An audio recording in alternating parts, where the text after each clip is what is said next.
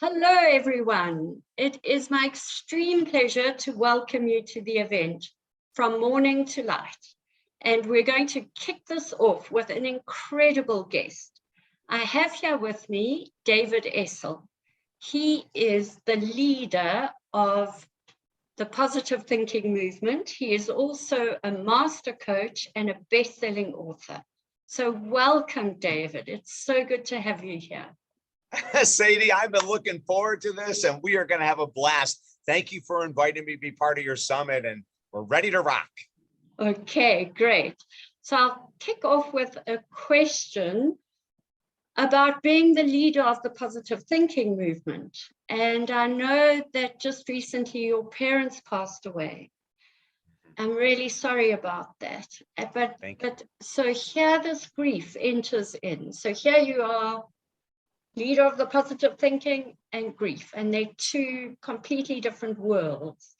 Can you explain a little bit about how you navigated your grief journey? Because I think you must have done it differently to a lot of people.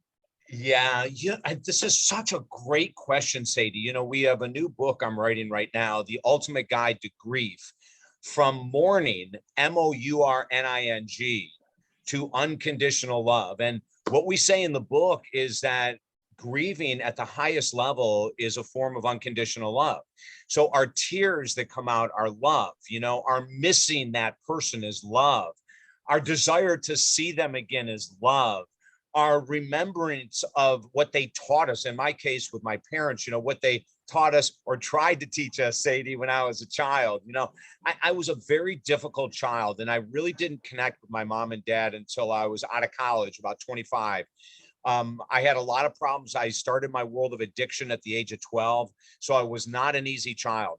But as I grew older, I created this most incredible connection with my mother and father. And I want to stop and say this.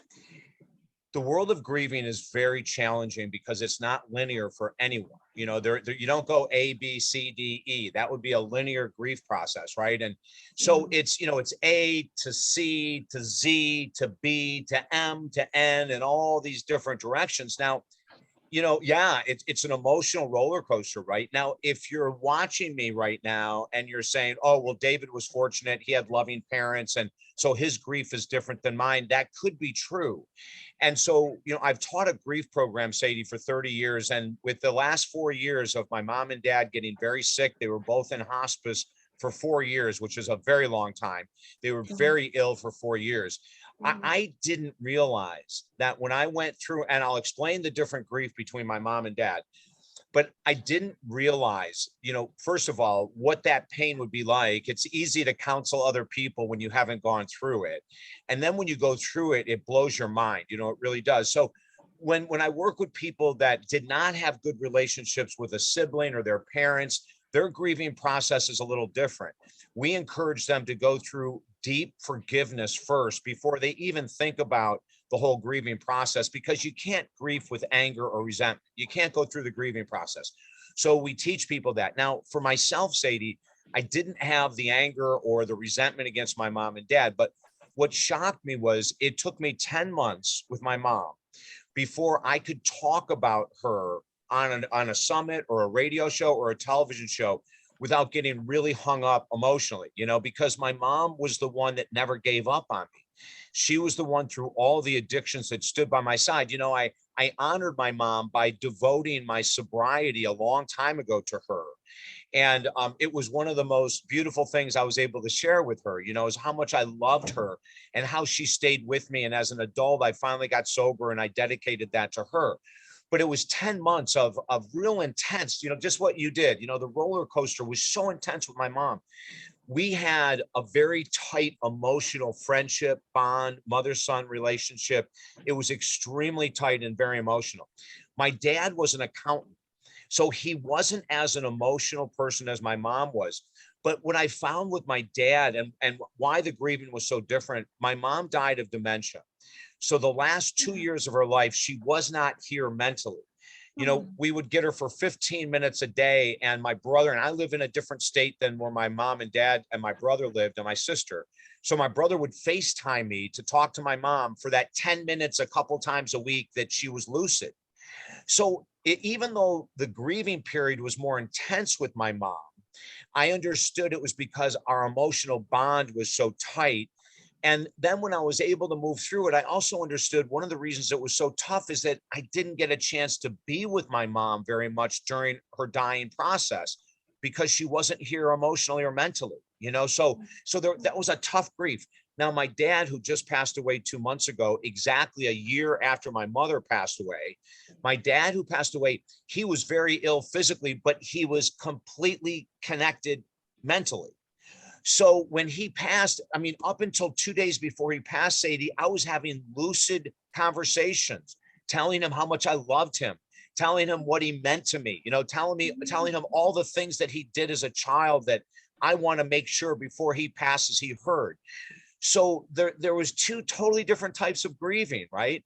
With my dad, it was only about a week ago, 2 months after his passing, that I can talk about him without having tears. And, tears may come today. And if they do, that's just a natural part of grieving.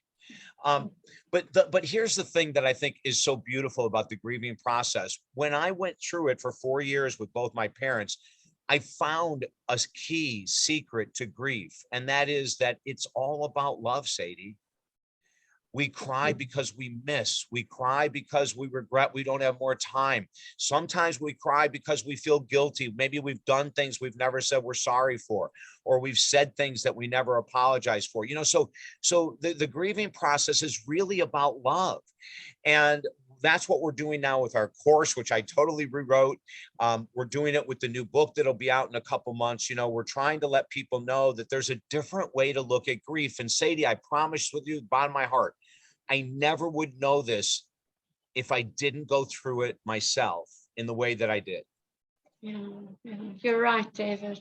My husband died suddenly. There was no warning. So there was no time to say or do anything. But I'm also one of those fortunate ones that we were very affectionate with each other. So there was not a lot left unsaid. Yeah. So I think that is a different grieving process to someone who has unresolved issues. Totally. And for the people that have unresolved issues, please be patient with yourself and work with a professional. This isn't stuff you can do on your own. This isn't something that you can go, well, what David said made sense. And I really never liked my mom and dad, but I'm going to go through and forgive them and then go through the grieving process. It's not that easy. You really do have to have a professional walking you hand by hand, which again is the reason that we're doing the book, because we want the book to walk people through what we believe, Sadie, and it's only our belief, it doesn't mean I'm right, but what we believe is the healthiest way to grieve. And I want to make this comment again. I've been through a lot in life. I was an addict for 30 years. I had a failed suicide attempt in 1990. There's been a lot of struggle that I've had, and people look at David Essel, as you said, the Mr. Motivation and Mr. Positivity, and all of that is true. It's not like that's a fake part of David Essel, but I will tell you that the challenges have really made me the man that I am today. The challenges have made me the person that I am today, and the challenges have made me the counselor and author that I am today. So I will tell you that without those challenges, Sadie, I would not be able to touch lives the way we do. I would be speaking theoretically versus out of experience. And theory is fine, but it cannot match experience in life. No, you're quite right there, David.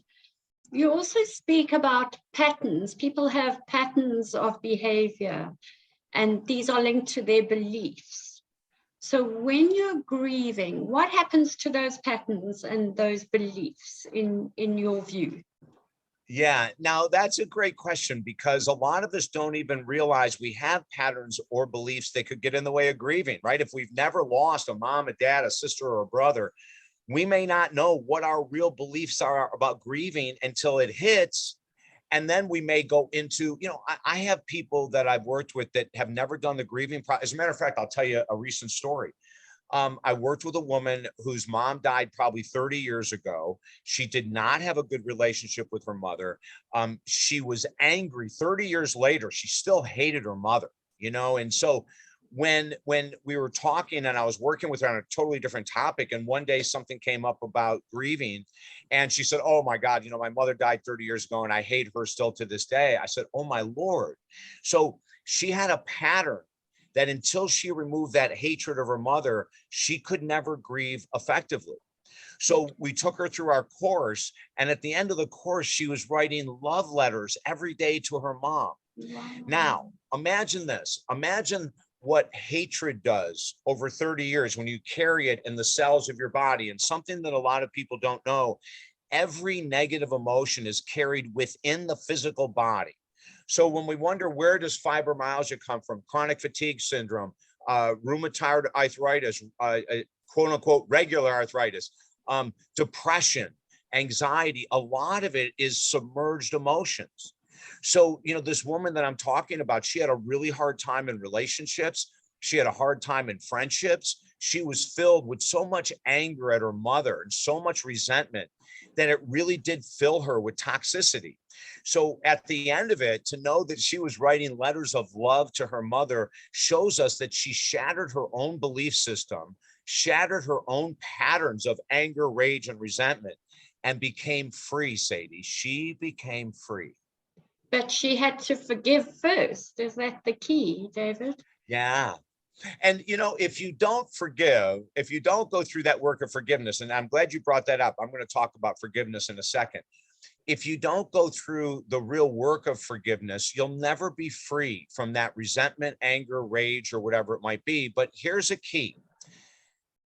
If you have someone who's alive or dead that you're really angry with, that you don't want to forgive, the first step to forgiveness is to write out all of your anger, not to share with the person, but to purge it, to vent it, in specific. So I had this woman writing, Mom, I hated you when I was 6, when you made me do this.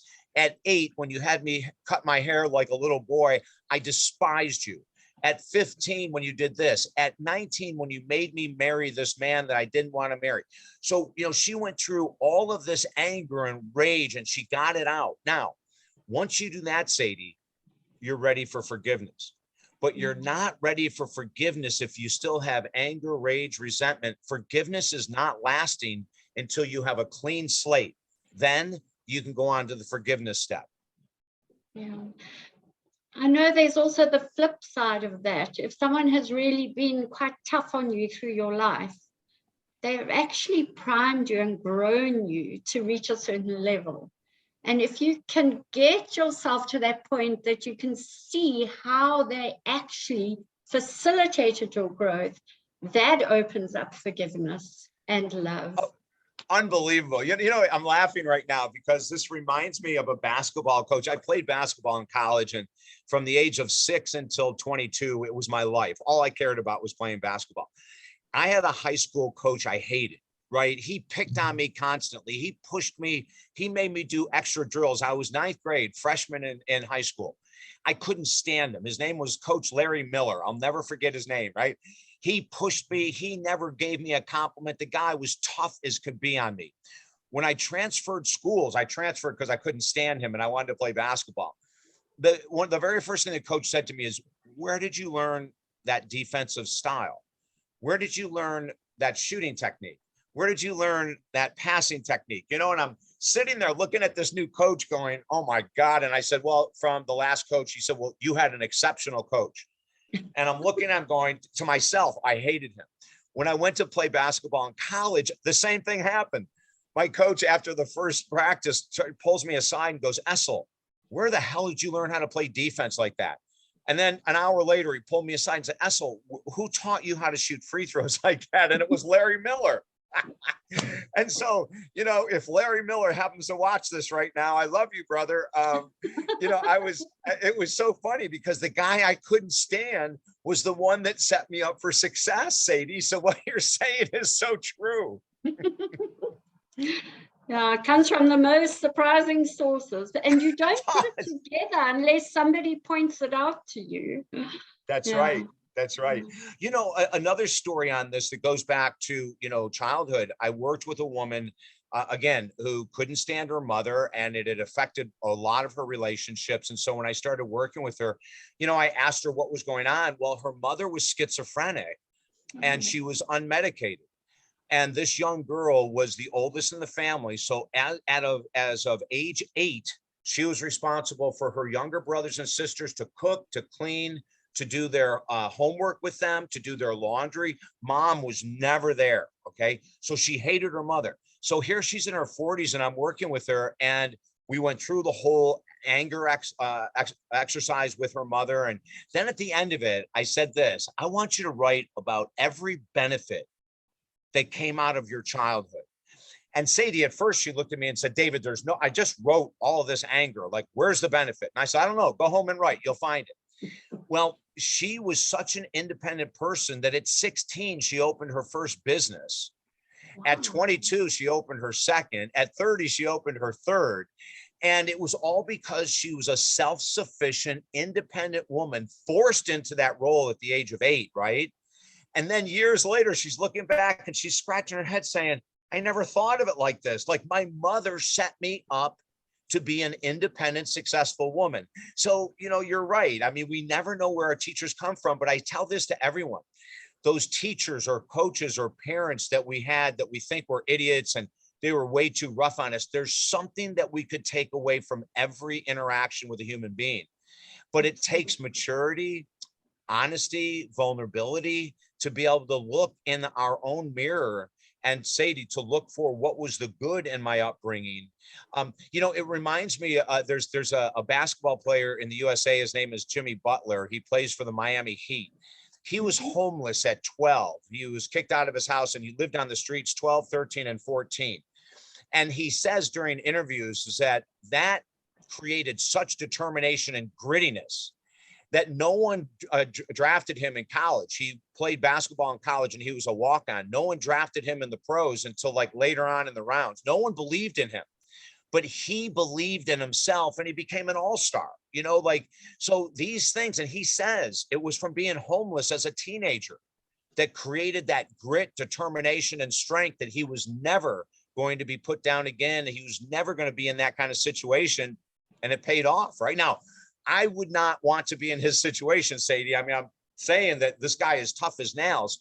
I'm glad that I didn't have to go through that, but there are good things that happen out of tough situations for sure.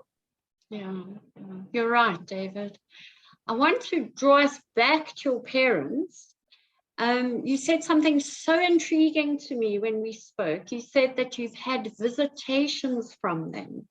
And you thought it might be too far out there for our audience, but I don't think so, David. Can you tell me just a little bit about what you experienced? Oh, I'll tell you, I've had 4 or 5 now visitations from my mom and dad. And I'll tell you the first one from my mom. It was so intense. So I'm laying in bed and I'm half asleep, half awake. And then all of a sudden I noticed that above me was like this opening in the room, and it was a long hallway. And I didn't know if it was like leading to an office or leading to whatever. So at first I thought I might be asleep and dreaming. And then, my friend that was with me, her head was on my chest and her head was going up and down. So I'm looking at this place, but I'm feeling her head move. So I know I'm grounded, right? I'm in 2 places at the same time. Some people call it astral travel. Some people call it lucid dreaming. I don't care about what the terminology was, but all of a sudden I see the screen go up and Jesus Christ is there. Wow. And I'm looking and I'm going, oh my God. And he's got this very calm look on his face. And I said, are you Jesus? Am I actually seeing Jesus Christ? And, his expression changed a little bit, but he didn't say anything. And I said, could you talk to me so I know it's you, and he just sort of like a slight smile, but didn't say anything. And then the screen went back down and I'm checking, on my friend's head going up and down on my chest. So I go, okay, I'm still here. I'm still in this world of consciousness. Then the screen goes up and my mom walks towards me. And I'm getting chills right now. It was so intense then. It still is right now. Mm. And I go, Mom, is that you? And she said, oh, David.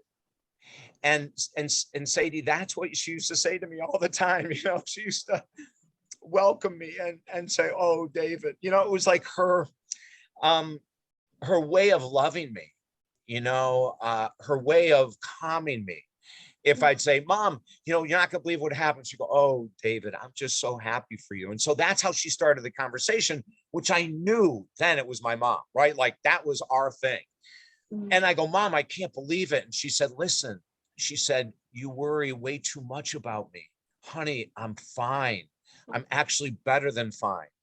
I am doing so great and I'm with you always. I am always with you. And I want to show you something. I don't know if you're going to be able to see this, but a friend of mine made this for me. This is my mom.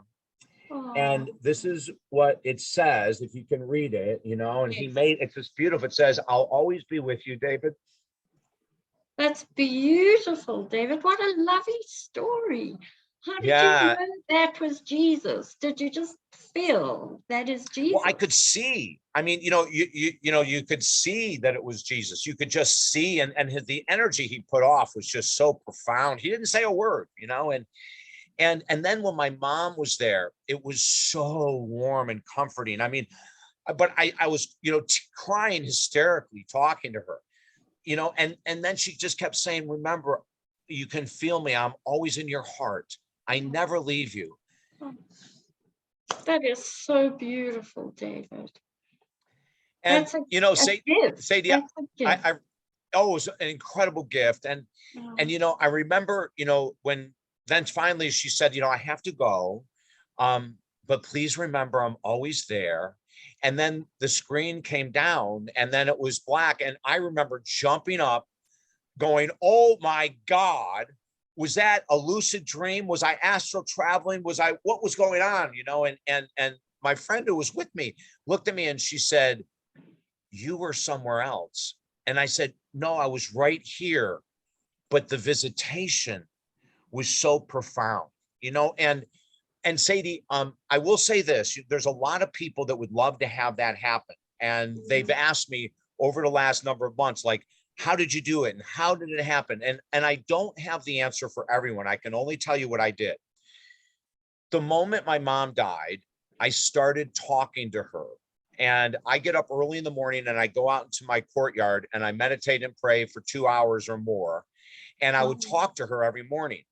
And then I built a garden for her. And it was this, you know, fairly good sized garden with her. One of her favorite plants was hibiscus plants. And I just filled it with these gorgeous hibiscus plants. And so I think that, and then I write to her every night in a journal. I go, dear mom, you know, now I say, dear mom and dad, right? Because they're both gone. But when my mom passed, I would just write to her and say, Mom, I know you know what happened today, but I'm going to tell you anyway in this journal. And I'd write letters to her saying, Mom, you're not going to believe this happened. And then at the end, I would always say this, Sadie, I miss you more than you know. I love you so much. And please stay with me for the rest of my life. And I have that ability or that belief system that because of me setting the stage and welcoming her into my life, that she's with me constantly. I get advice from her all the time. I'll be sitting there going, I wonder what I should do about this. And then all of a sudden I can hear my mom's voice, you know. When my dad passed a couple months ago, I made the garden bigger and I put plants in for him, you know. So I'm welcoming them. And the only advice I can give, and I don't know if this will work for anyone else or everyone else, but I really believe that we are never separate now. I didn't believe that before. I believe that the spirit went on. I don't believe that anymore, Sadie. I think as long as we want them here, they will stay for the rest of our mortal existence. And then once we leave, we're still with them. So we're never not with them. Like this is something that I believe we need to be spreading the message more of. You know, people say, oh, I have no more, my mom passed, my dad passed, I'll never see them again until I'm in heaven. And the answer is no, you can have them right here.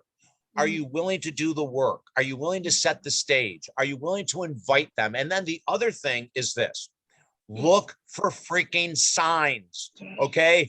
Open your eyes. If you go online and you Google, when I see a cardinal, what does that mean regarding someone who's died? When I see a hawk, when I see a sparrow, when I see a blue jay, I mean, it'll blow your mind, the information that's out there. So I always have fed birds because my mom taught me as a little kid, how to care for animals. She taught me so much. I mean, it's unbelievable what she did. So I've always, had birds, but when my mom passed, I put out an extra bird feeder, right? So I have birds constantly coming. And every morning, and it happened this morning, I call to my mom and dad as cardinals. And I'll say, hey, mom and dad, now this is 5:36 in the morning. And I'll be sitting outside and I'll go, hey, you guys, whenever you're ready, come on and visit. And I'm not kidding you. 5 out of 7 days a week, they come between 6 and 8 o'clock. And it is so comforting, right? It's so beautiful to know. Now, there are skeptics in this world that'll tell me I'm making all this up, and that's okay. I don't even argue. I just go, that's your belief, that's fine. But the comfort that it's brought to me, I want other people to have too, if possible, Sadie. So I hope this story will help some people. And now what's happened, even though I had tears talking about my mom a couple minutes ago, I'll probably have tears for the rest of my life, quite frankly. But it's love. It's this intense, unconditional love for her. And the understanding of what she did for me when she was alive. Gratitude to the 1 billionth degree, Sadie. David, I hear what you're saying, but I want to encourage people to believe in the things they're saying and not to brush them off and say, oh, can't be real. It's a coincidence. There's no such thing as a coincidence. You talk about seeing birds. I've been walking up the mountains and there's snow everywhere and there are butterflies. I mean, there's no logical explanation, but every time I go walking, there are butterflies. It doesn't matter what time of year. They're always there. And Sadie, that butterflies are another sign of a loved one visiting us, So, go online for people who believe in what Sadie and I are saying, or people that don't. Both, I want everyone, go online and Google, like, what animals or what signs should I look for from a departed loved one? And you could read for years on the number of people that have stories up there, just like I'm sharing and Sadie is sharing with butterflies. My sister is very connected with butterflies and my mom. And dragonflies is the other thing. My sister is very connected to butterflies and dragonflies. So she sees them all the time, and I think that it's exciting to know that we can go from mourning a loved one who is passed, MOURNING, to loving the loved one who is passed. What a different form of energy. What a different feeling. Now remember, you can love the person who's passed and still have tears. It's okay. And your tears can be tears of love.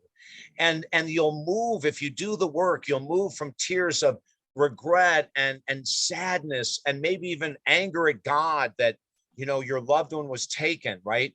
But if you keep doing the work that we're talking about and keep believing and read, fill your mind with what other people have experienced, and you'll find out millions of people have gone from the grief and sadness to the understanding of love. And when you get that in your mind, when you switch your belief system, wow, grieving becomes a totally different experience. Yeah, you're right, David. We've nearly come to the end of our time, David. It's been a pleasure speaking with you. Can you speak a little bit about the free gift that you're offering? You know what, Sadie, I'm so excited to do this. And we have a program called Helping Americans Heal, but it really is helping the whole world to heal. It's absolutely free. It will not cost you a penny, because we wanted to put our money where my mouth is. And I have a big mouth. I talk all the time. But, in 1990, I interviewed the late Dr. Wayne Dyer. Now, probably most people have heard of Wayne Dyer. And he and I became friends. And the very first time I interviewed him in 1990, I said that he was already a huge success back then. And I asked him for some advice, like, what would you recommend to grow my business? And what would you recommend as me as a healer and a counselor to help more people? And his answer surprised me, Sadie.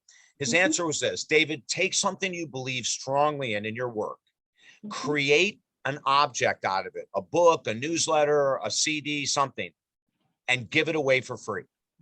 And I remember looking at him saying, but that's my secrets, right? Those are the things I use in counseling. And he said, no, give it away. So we created this program at our website, talkdavid.com, Helping Americans Heal. When you sign up, the very first thing you're going to get is our #1 best-selling book on positive thinking. Then every Monday, you'll receive an email with articles, interviews like the one Sadie and I are doing right now. You'll receive a meditation audio at no charge, a sleep audio at no charge, an annual subscription to an addiction recovery magazine at no charge, a financial freedom audio at no charge. So join Helping Americans and the World Heal at talkdavid.com and get all of this stuff for free, because we realize with what the world has gone through in the last 3 years with the pandemic, we all need more help. Anxiety, depression, grief, relationships, weight gain, finance challenges, all kinds of challenges. So we put this free program together really to help the world. And I'm simply following one of my mentors, Wayne Dyer's advice: give it away for free. Wow, that's amazing, David. That sounds like an incredible gift. I think I'm going to sign up for it. Please do, Sadie. Okay, thank you so much for speaking with us and telling us your personal journey with your parents. That's really special, David. Thank you. You're welcome, Sadie. I love being with you today. Thank you. Me too. Bye-bye. Bye.